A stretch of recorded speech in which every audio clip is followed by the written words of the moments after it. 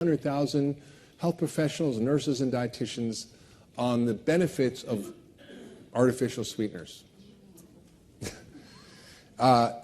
These are some of the funders of these groups, right? American Diabetes Association, right? American Cancer Society, American Heart Association, Big Food, right? This is the funding for the Academy of Nutrition and Dietetics. 40% of their funding comes from the food industry, including Coke and Pepsi and Mars and Kellogg's. There are like 9 companies that own everything. So you think, oh, I'm buying DiGiorno pizza. That's Nestle, right? You're buying Honest Tea. That's Coke, right? You're buying Naked, whatever that drink is, it's Pepsi, right? So we have actually have no idea where the food we're getting comes from and how it changed. They had this drink called Fresh Samantha, which was this awesome whole food, unpasteurized fruit drinks. It was just super awesome, not that sweet. And it was bought by Coke, and they turned it into Odwalla. Now, what's fascinating is the Food Nutrition Conference is the conference of the Academy of Nutrition and Dietetics. And I was invited to go speak there once. And I was walking around with my eyes like bugging out because it was literally a fast food, processed food carnival in the exhibit hall. I'm like, what is going on here? There were people who were trying to expose this. They put in a rule prohibiting pictures in the exhibit hall.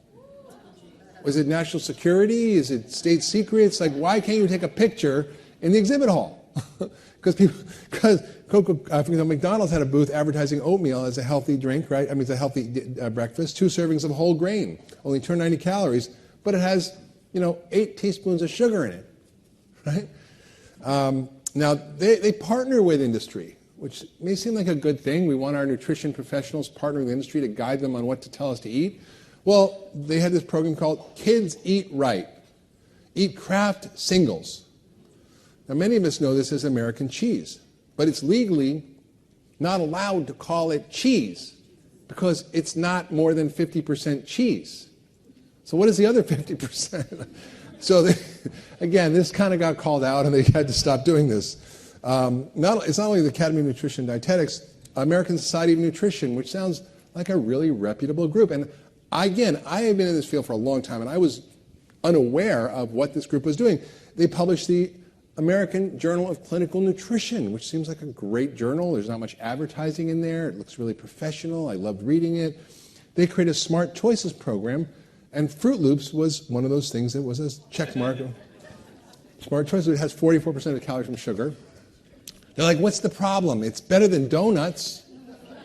I'm like, compared to what? This is really revealing. So the American Society for Nutrition publishes the American Journal of Clinical Nutrition. Their major funders are McDonald's, Pepsi, Monsanto, Cargill, Coke, and Kellogg's, among others, right? And this was an article they published a few years ago about processed food. And essentially, it was called Processed Food, Contributions to Nutrition from Processed Food. They said there are no differences between the processing of foods at home or in the factory. We've been making fermented foods for centuries. It's different. It's different. In fact, I don't know if you saw this paper, but this is from JAMA, Internal Medicine. People who ate processed food, which is about 60%, almost 60% of our calories coming from corn, wheat, and soy, the people who ate the most of them had the highest risk of disease, obesity, higher BMI, waist-hip ratio, elevated lipids, elevated blood sugar, right? Last week, an article came out in JAMA Internal Medicine, again, showing that for every 10% increase in processed food, there's a 14% increase in death from all causes. Now, 60% of our diet is processed food. So I don't know if you can do the math like that, but what's 6 times 14? It's a lot. I can't do multiplication that high. I'm not good at math. Now, this is fascinating. This is from Carol Berg-Sloan, published on blog.independent.org. Okay. Well, saying that why soda taxes are misleading and why we should be opposing soda taxes from a reputable nutritionist on social media. Well, Coca-Cola found a lot of nutritionists who were willing to sell out and gave them $2.1 million to experts who promoted soda and opposed soda taxes. Now, this was my favorite. This is Jenny. Jenny's been in orbit since breakfast time. From school, she rushed off to a Girl Scout meeting, a trampoline class, then a pep rally. Jenny needs a sugarless, energyless soft drink like a beetle needs a hairpiece. 2468, what does she appreciate? Sugar. It quenches fatigue. This is from Neva Cochran, a master's in science and nutrition. Calorie needs are personal. Active teens, soda, lemonade, sweet tea, chocolate milk can replace calories and fluid. Really? Okay. Now, next picture, this woman, Neva Cochran, who's the same woman who posted that. Now, this isn't just not a random nutritionist, right? This is a woman who's running for the presidency of the Academy of Nutrition and Dietetics. You can't really read the small print, and you can see how many of her clients are listed. These are just some of her clients. The American Beverage Association, Monsanto, the Corn Refiners Association, Coke, McDonald's, Calorie Control Council, which is the artificial sweetener group.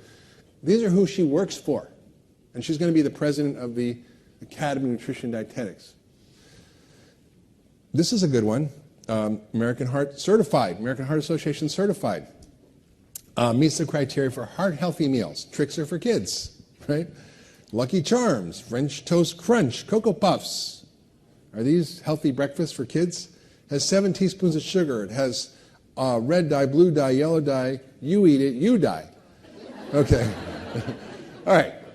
Now, this is another one that's probably pretty well known to most of you, that people who consume saturated fat are at risk for heart disease. In fact, coconut oil is not healthy and is harmful and causes heart disease. Well, this was based on 4 trials that were done before 1971. Many of the people who were on this commission were working for people in the food industry, like the oil industry. Unilever, Canola Council, and so forth fund this group. And this was an article in Cardiovascular Outcomes, Quality Outcomes by Ioannidis a few months ago, showing that the American Heart Association raises $182 million a year in industry funding. In Europe, the European Society of Cardiology, 77% of their annual funding comes from industry, food industry and pharma. So I tried to find, what does the data show? Well, I couldn't find one study that showed coconut oil being linked to heart disease. It was just an association because it has saturated fat. Well, it has very different kinds of saturated fat. There's no such thing as saturated fat. There are saturated fats, and they're all different. And what they did was they studied a first randomized trial. They studied extra virgin olive oil, extra virgin coconut oil, not the processed kind that was in a lot of previous studies that was hydrogenated, versus butter. And what are the effect on lipids? Well, the extra virgin coconut oil was about equivalent to olive oil on LDL, which we know is heart healthy.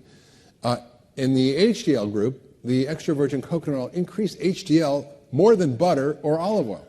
So the ratio of total to HDL cholesterol got better in the coconut oil group. So it kind of goes against what the American Heart Association shows. In fact, when you look at the data on lipids, the number that matters isn't LDL, it's the total LDL to HDL ratio, which increases your risk, or the triglyceride to HDL ratio, not the LDL.